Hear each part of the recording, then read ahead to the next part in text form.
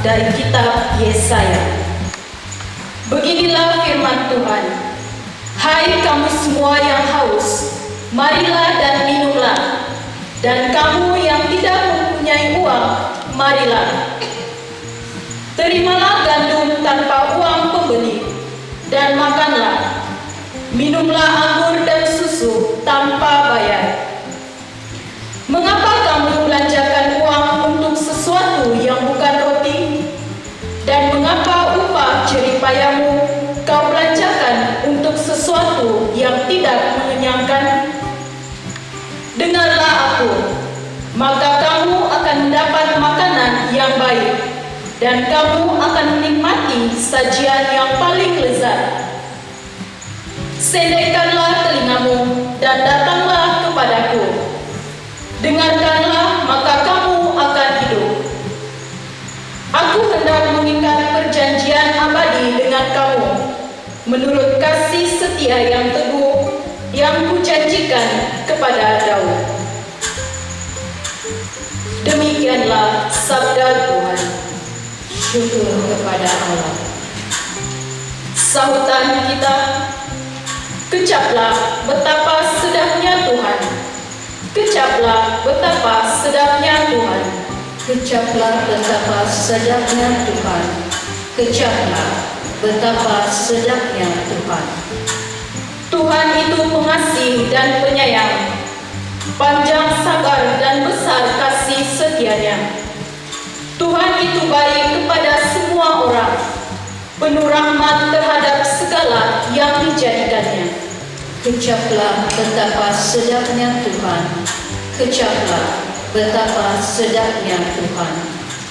Mata sekalian orang menanti-nantikan Engkau, dan Engkau pun memberi mereka makanan pada waktunya. Engkau membuka tanganmu dan berkenan mengenyangkan segala yang hidup. Kecaplah betapa sedapnya Tuhan. Kecaplah betapa sedapnya Tuhan. Tuhan itu adil dalam segala jalannya, dan penuh kasih setia dalam segala perbuatannya. Tuhan dekat pada setiap orang yang berseru kepadanya, pada setiap orang yang berseru kepadanya dalam kesetiaan. Kecaplah betapa sedapnya Tuhan. Kecaplah betapa sedapnya Tuhan. Pembacaan dari surat Rasul Paulus kepada jemaat di Roma. Saudara-saudara, siapakah yang akan memisahkan kita dari kasih Kristus? Penindasan atau kesesakan? Penganiayaan? Kelaparan? Ketelanjangan? Bahaya atau pedang? Dalam semuanya itu, kita lebih daripada orang-orang yang menang oleh Dia yang telah mengasihi kita.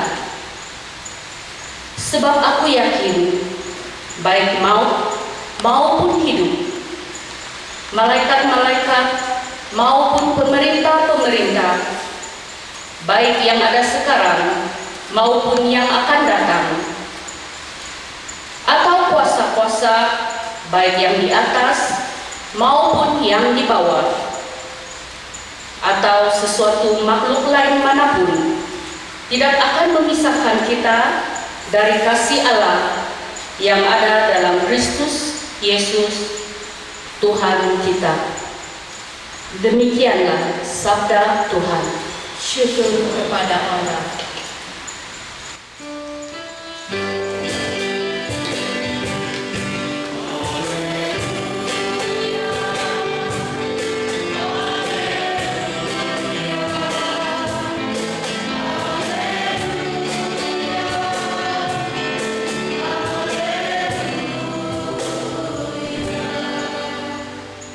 Manusia hidup bukan saja dari makanan, melainkan juga dari setiap sabda Allah.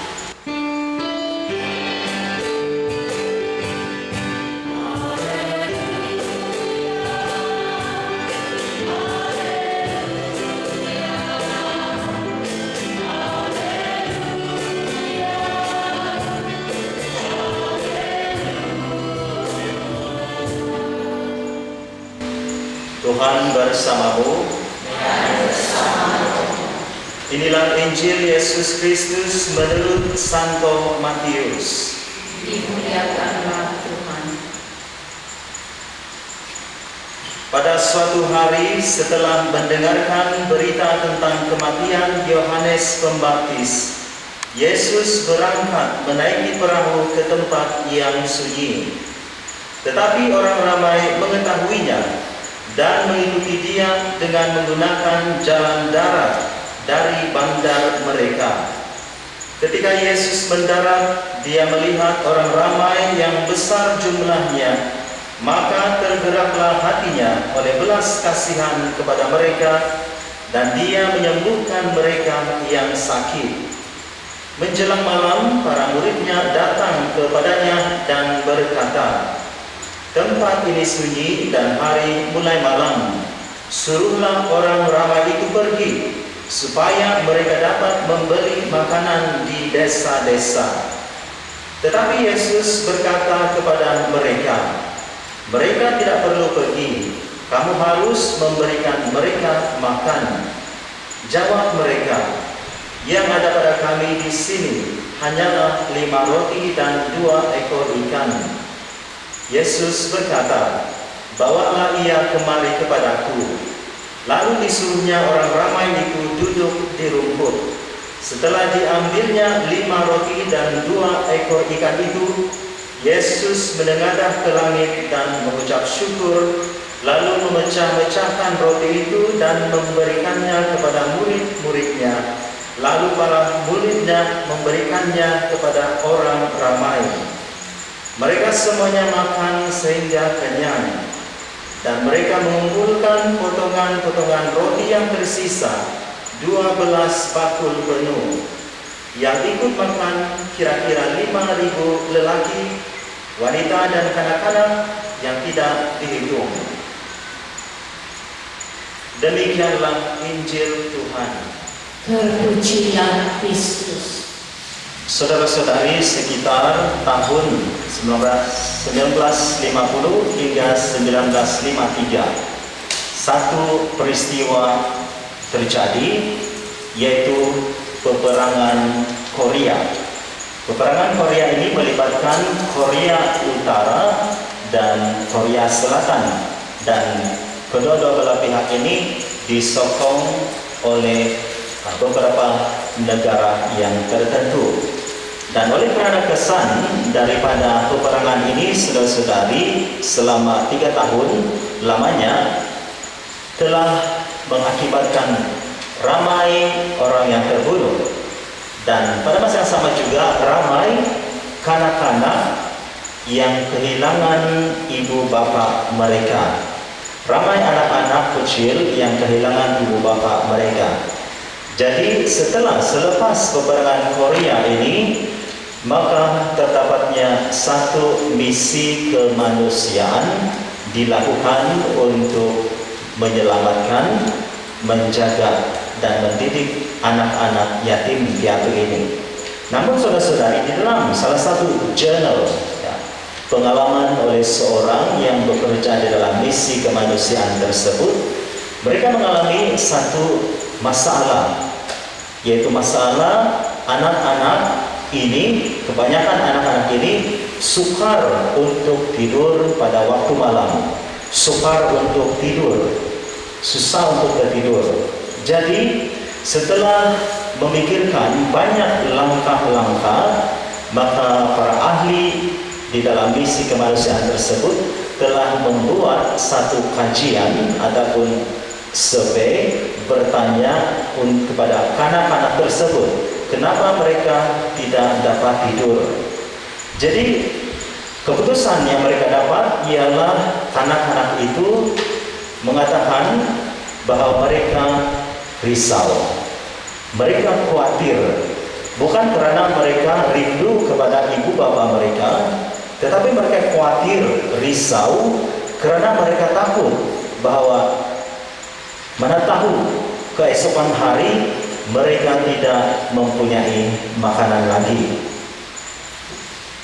Walaupun saudara-saudari di dalam misi kemanusiaan tersebut, walaupun anak-anak itu cukup makan, telah disediakan makan 3 kali dalam sehari, tetapi masih mereka risau, khawatir apa yang akan mereka makan, ataupun mereka takut dan risau bahwa keesokan hari tidak akan ada makanan. Jadi apa yang telah terjadi saudara-saudari, bagaimana untuk mengatasi hal ini supaya anak-anak itu tidak risau, tidak khawatir dan mudah untuk tidur, maka para petugas misi kemanusiaan tersebut telah menyediakan setiap malam sebelum anak-anak itu tidur, mereka meminta dan memberi anak-anak itu menggenggam ataupun memegang sekeping roti setiap malam. Dan roti itu bukan sebanyak untuk dimakan oleh mereka jikalau mereka lapar, tetapi roti itu dipegang oleh mereka sepanjang malam sebagai peringatan kepada mereka, kepada anak-anak tersebut bahwa masih ada makanan. Jadi saudara-saudari melihat kepada cerita ini, cerita benar, kita melihat di dalam segi kehidupan kita, kehidupan rohani maupun fisikal kita, kehidupan jasmani kita. Kita sebagai manusia biasa, kita tidak akan pernah terlepas, tidak akan pernah bebas daripada kekhawatiran hidup, kegelisahan hidup. Kita tidak pernah lari daripada kerisauan. Sebagai manusia biasa, ya, kita tetap dan sentiasa ada kerisauan. Tetapi biarlah kerisauan itu bukan yang mengawal diri kita, tetapi biarlah kita sendiri yang mengawal segala kerisauan dalam kehidupan kita.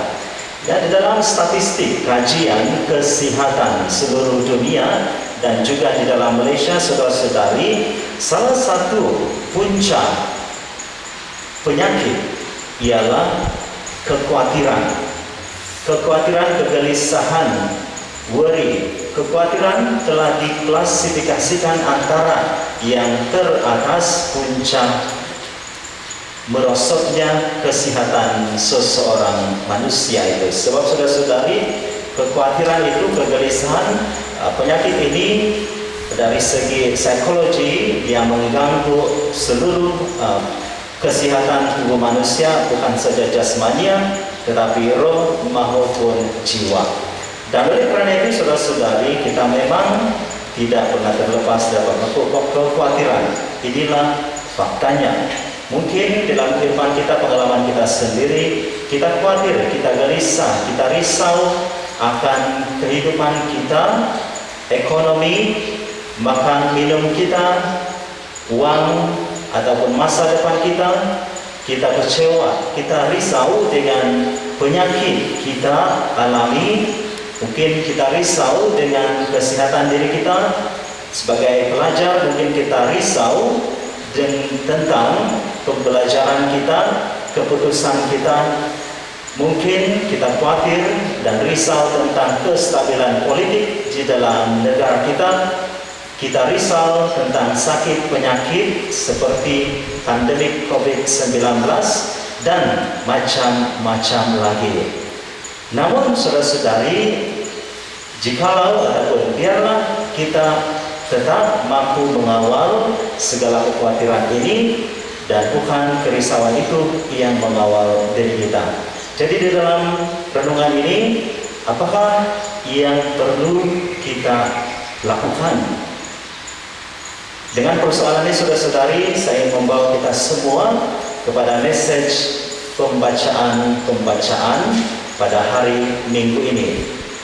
Tuhan, sekali lagi, kalau kita lihat di dalam seluruh tema pewartaan pada hari ini, Tuhan ingin meyakinkan kita sekali lagi akan kasih dan penyelenggaraannya ataupun penyertaan Dia di dalam segala kegelisahan kehidupan kita.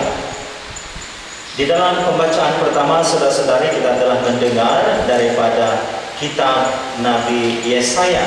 Di sini kita melihat kepada jemputan Tuhan sendiri kepada kita semua untuk sentiasa atau terus-menerus datang kepada Tuhan dan bersandarkan kepada Tuhan bila mana kita jatuh di dalam kegelisahan. Dia mengatakan di sini, hai kamu semua yang haus, marilah dan minumlah.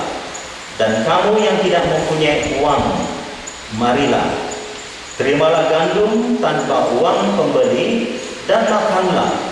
Minumlah anggur dan susu tanpa bayar. Dan dia menyambung di sana, dengarkanlah aku, maka kamu akan mendapat makanan yang baik, dan kamu akan menikmati sajian yang paling lazat. Sendengkanlah telingamu dan datanglah kepadaku. Dengarkanlah, maka kamu akan hidup. Jadi melihat pada pembacaan pertama daripada Nabi Yesaya ini, saudara-saudari, mengingatkan kita bahwa jemputan Tuhan itu dia sentiasa terbuka dan dia sentiasa memanggil kita untuk terus-menerus bersandarkan kepada Dia, atau dalam arti kata lain, mengutamakan Tuhan di dalam kehidupan kita. Di dalam Mazmur hari ini juga dia mengingatkan tema yang sama, yaitu sentiasa yakin kepada kasih dan penyelenggaraan Tuhan. Dia mengatakan di sini Mazmur hari ini bahwa Tuhan itu pengasih dan penyayang. Tuhan itu baik kepada semua orang. Tuhan itu memberi mereka makan pada waktunya. Tuhan itu berkenan mengenyangkan segala makhluk yang hidup. Jadi saudara-saudari, di dalam pembacaan kedua juga mengingatkan kita kepada pengalaman Rasul Paulus sendiri. Dia mengatakan di sana, walaupun kegelisahan yang melanda, kerisauan, dia mengatakan, siapakah yang mampu memisahkan kita dari kasih Allah? Bukan penindasan, bukan kesesakan, bukan kegelisahan, bukan kerisauan, bukan penganiayaan, bukan kelaparan, bukan keterlanjangan, bukan bahaya atau pedang. Sebab kasih Allah dan darah yang Yesus telah korbankan di kayu salib telah memenangkan kita. Dalam arti kata lain, kasih Allah dalam pengorbanan Yesus di kayu salib telah memberikan kita satu tanda dan bukti besar daripada Allah bahwa Dia tetap dan sentiasa mengasihi manusia. Dan saudara-saudari, dalam Injil juga mengungkapkan kita, mengingatkan kita betapa besar kasih Allah kepada umatnya, di mana Yesus sendiri melihat kepada 5.000 orang laki-laki, tidak terhitung wanita dan kanak-kanak. Yesus, apa yang telah berlaku sebelum Dia memberikan mereka makan, memperbanyakkan 5 keping roti dan 2 ekor ikan, Yesus tergerak hati oleh belas kasihan. Jadi saudara-saudari, ini mengingatkan kita seluruh pewarta pada hari ini untuk tetap yakin dan percaya kepada kasih dan penyelenggaraan Tuhan di dalam kehidupan kita. Walaupun hidup kita ini, kita berada di tengah-tengah kerisauan, apapun kerisauan dalam kehidupan kita, Tuhan menyatakan kita, menjemput kita untuk terus datang kepada Dia dan yakin percaya pada kasih dan penyelenggaraan di dalam nama Tuhan. Saudara-saudari, kalau kita lihat di dalam Alkitab, Matius bab 6 ataupun bab 5, kita telah melihat di sana. Kita melihat di sana di mana Tuhan sendiri Dia mengajarkan para murid tentang doa Bapa kami. Dan di dalam doa Bapa kami itu, saudara-saudara, setiap kali kita mendoakan doa Bapa kami, berikanlah kami rezeki pada hari ini. Apakah rezeki itu? Kalau di dalam translasi bahasa English, dia merujuk kepada roti. Dan berarti di sana, saudara-saudari, kita memohon kepada Tuhan bukan hanya keperluan jasmania, tetapi juga keperluan rohania. Dan di dalam doa ini saudara-saudari, sebenarnya maksud dalamnya tentang doa Bapa kami ini, ketika kita berdoa, berikanlah kami rezeki pada hari ini, sebenarnya mengungkapkan keyakinan seseorang, kita semua, bahwa Tuhan tetap menyediakan segala keperluan kita.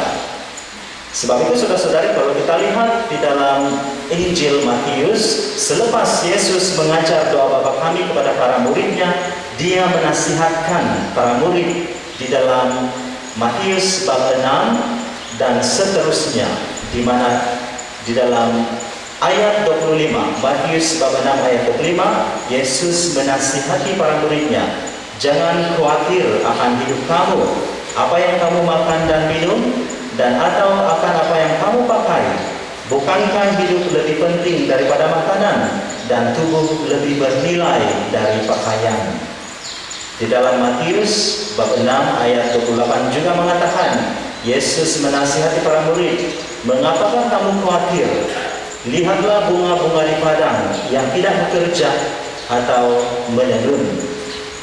Dan akhirnya Yesus memberi kata kunci di dalam Matius bab 6 ayat 33. Dia mengatakan, sebaliknya utamakanlah pemerintahan Allah dan lakukanlah kehendaknya, lalu Allah akan memberikan semua kepadamu.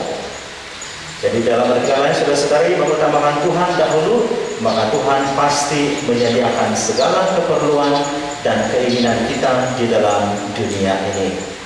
Saudara-saudari, di dalam Ekaristi kita dikenyangkan bukan sahaja daripada perkataan ataupun firman Tuhan, tetapi kita juga dikenyangkan oleh Ekaristi, oleh Yesus Kristus sendiri.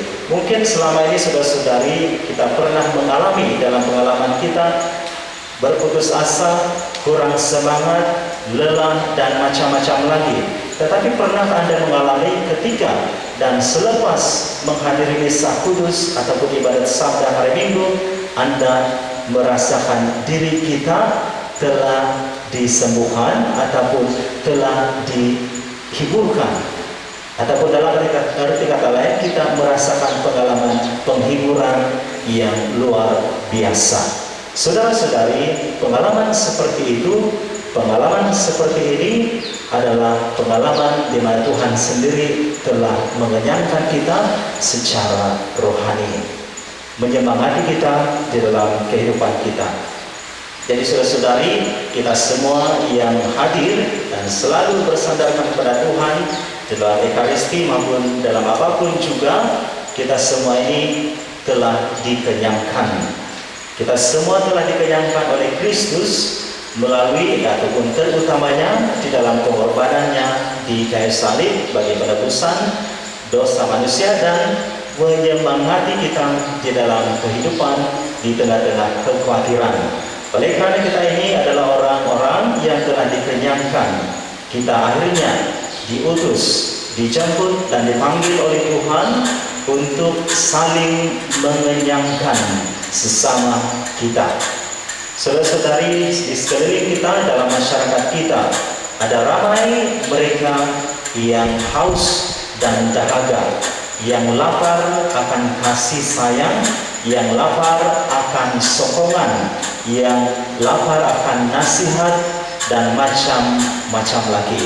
Dan inilah panggilan kita pada hari ini, peringatan kita daripada Tuhan Yesus Kristus untuk saling mengenyangkan sesama kita. Marilah dalam perayaan Ekaristi ini saudara-saudari, kita mohon rahmat dan kekuatan Tuhan agar kita mampu melihat dan tetap yakin dan percaya pada kasih dan penyelenggaraan Tuhan dalam hidup kita, dan pada masa yang sama agar kita mampu saling mengenyangkan sesama kita manusia.